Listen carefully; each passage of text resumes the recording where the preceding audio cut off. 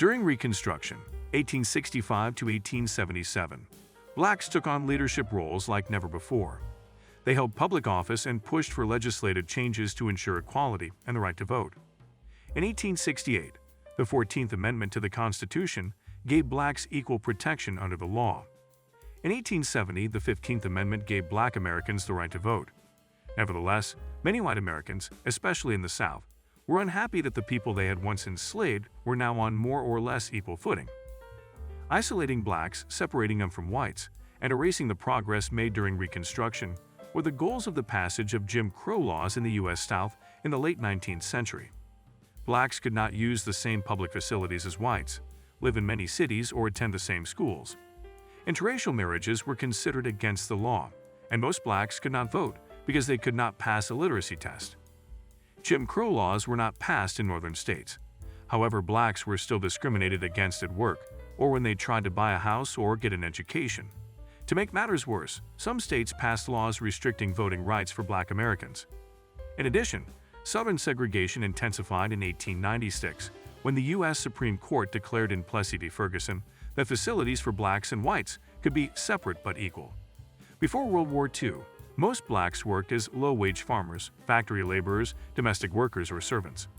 By the early 1940s, war-related jobs were flourishing, but most black Americans were not getting higher-paying jobs, nor were they encouraged to join the armed forces.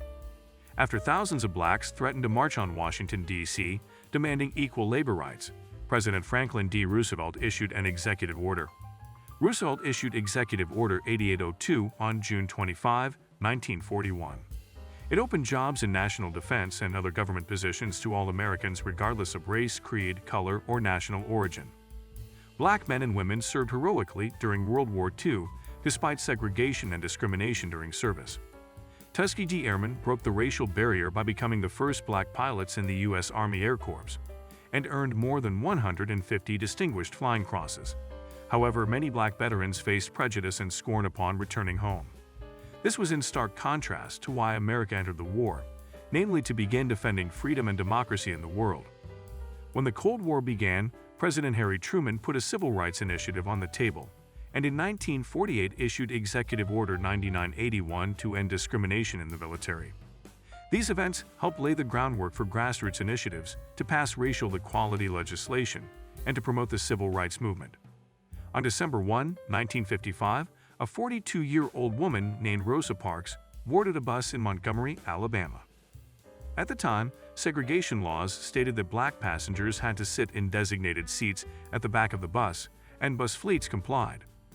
When a white man boarded the bus and could not find a seat in the white section at the front of the cabin, the bus driver ordered Parks and 3 other black passengers to leave their seats. Parks refused and was arrested. As word of her arrest sparked outrage and support, Parks unwittingly became the mother of the modern civil rights movement. Black community leaders formed the Montgomery Improvement Association, MIA, led by Baptist preacher Martin Luther King, Jr., a role that put him at the forefront of the civil rights struggle. Parks' courage spurred the MIA to boycott Montgomery's bus system. The Montgomery bus boycott lasted 381 days. On November 14, 1956, the Supreme Court ruled that segregated seating was unconstitutional. In 1954, the civil rights movement received a new impetus when the U.S. Supreme Court declared segregation in public schools illegal in Brown v. Board of Education. In 1957, Central High School in Little Rock, Arkansas, requested that volunteers from high schools across the country be sent to attend the previously segregated school. On September Z, 1957, 9 black students, known as the Little Rock Nine, arrived at Central High School to begin classes, but were instead met by the Arkansas National Guard, under orders from Governor Orville Faubus, and a screaming, threatening mob. A few weeks later, the Little Rock Nine tried to get in again, but were forced to remove themselves when violence broke out.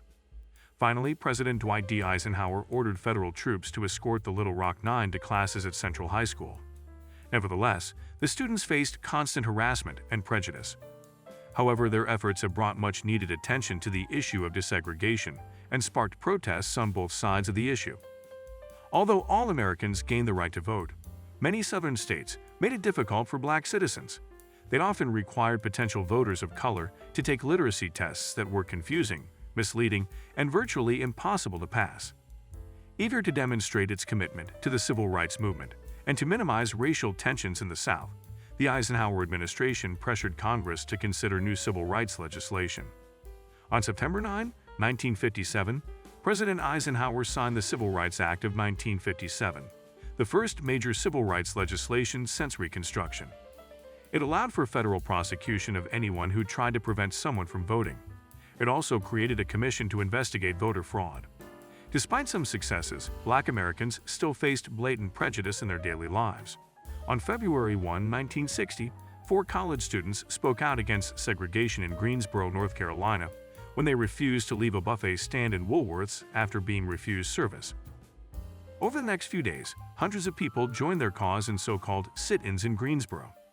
After some were arrested and charged with a misdemeanor, the protesters began a boycott of all segregated dining halls until the owners relented and the first 4 students were finally served at the Woolworth cafeteria, where they were the first to persevere.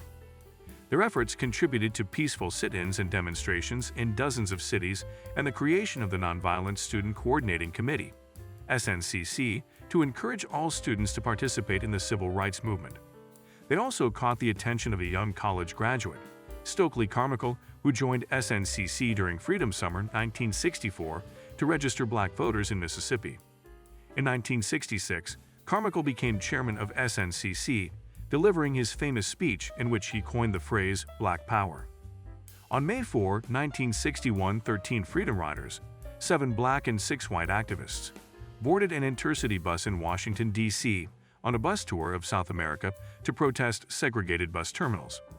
They were testing the implementation of the 1960 Supreme Court ruling in Boynton v. Virginia, which declared interstate transportation segregation unconstitutional.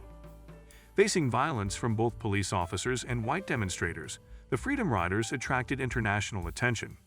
In 1961, the bus reached Anniston, Alabama, where a mob stopped the bus and threw a bomb at it. Freedom Riders fled the burning bus but were severely beaten. Photos of the bus engulfed in flames were widely circulated, and the group was unable to find a bus driver to take them further. U.S. Attorney General Robert F. Kennedy, brother of President John F. Kennedy, negotiated with Alabama Governor John Patterson to find a suitable driver, and on May 20 the riders returned with a police escort. But the officers left the group as soon as they reached Montgomery, where a white mob brutally attacked the bus. Attorney General Kennedy answered the call of Martin Luther King Jr. by sending federal bailiffs to Montgomery City. On May 24, 1961, a group of Freedom Riders reached Jackson, Mississippi. Despite meeting with hundreds of supporters, the group was arrested for trespassing in a whites-only prison and sentenced to 30 days in jail. Lawyers for the National Association for the Advancement of Colored People, NAACP, took the case to the U.S. Supreme Court, which overturned their convictions. In addition, the United States Supreme Court decided to take the case to the Supreme Court. Hundreds of new Freedom Riders were brought into the case, and the rides continued. In the fall of 1961, under pressure from the Kennedy administration, the Interstate Commerce Commission issued regulations prohibiting segregation in interstate transportation.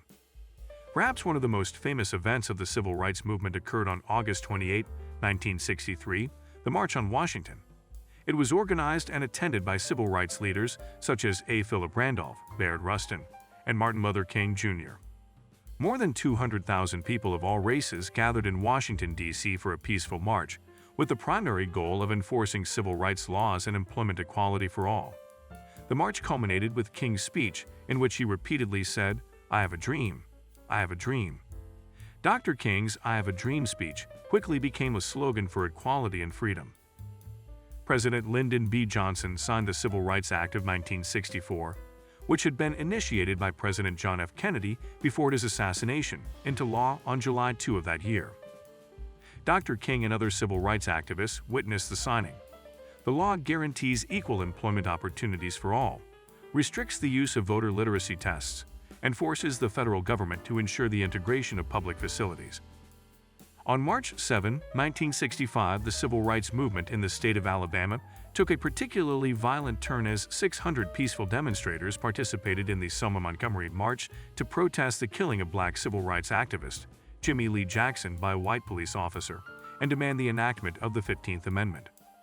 As the protesters approached the Edmund Pettus Bridge, they were blocked by a combined force of city and Alabama state police sent by the state's governor, George C. Wallace, who was an opponent of desegregation. Refusing to retreat, the protesters moved forward and were brutally beaten and tear-gassed by police, and dozens of protesters were hospitalized. The entire incident was televised and became known as Bloody Sunday. Some activists wanted to retaliate with violence, but Dr. King insisted on nonviolent protests and eventually secured federal protection for another march. When President Johnson signed the Voting Rights Act on August 6, 1965, he took several steps forward.